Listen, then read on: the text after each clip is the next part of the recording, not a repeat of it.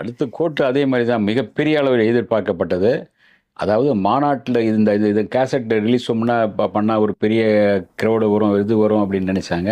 இது மாநாட்டுக்கு ஒரு இந்த பக்கபலமாக இருக்கும். அடுத்து கட்சி ஆரம்பிக்கும்போது இந்த இந்த வெற்றி கூடுதலாக ஒரு பலம் கொடுக்கும்னு தான் நினச்சது.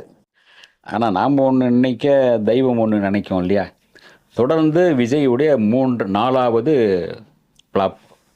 ஃப்ளாப்னு தான் சொல்லணும். ஆனால் வந்து படம் நல்லா இருக்குது இல்லையா, கலெக்ஷன் ஓரளவு ஓடிடுதுன்னு சில பேர்லாம் சொல்கிறாங்களே சார். கலெக்ஷன் எங்கே சார்? நீங்கள் ஓடிடுச்சு, எங்கே ஓடி இருக்கு சொல்லுங்கள்? 1000 கோடி தோணுன்னா ஆளுக்கு உண்டியல் வசூல் பண்ணி வேணால் போட்டுருங்கப்பா, அதானே பண்ண முடியும் உங்களுக்கு. மக்கள் பார்க்கணும் இல்லைங்க, மக்கள் பார்த்தா தான் நாங்கள் 1000 கோடி தொடும்.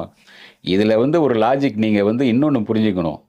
விஜயுடைய ரசிகர்கள் மட்டும் ஓட்டு போட்டால் ஜெயிக்க முடியாது, மக்களும் ஓட்டு போடணும். அதே மாதிரி விஜயுடைய ரசிகர்கள் மட்டும் படம் பார்த்தா ஓடிடாது, மக்களும் பார்க்கணும், மக்களுக்கும் பிடிக்கணும். அப்போ தான் நீங்கள் ஒரு சக்ஸஸ்ஃபுல்லான ஹீரோவாக முடியும்.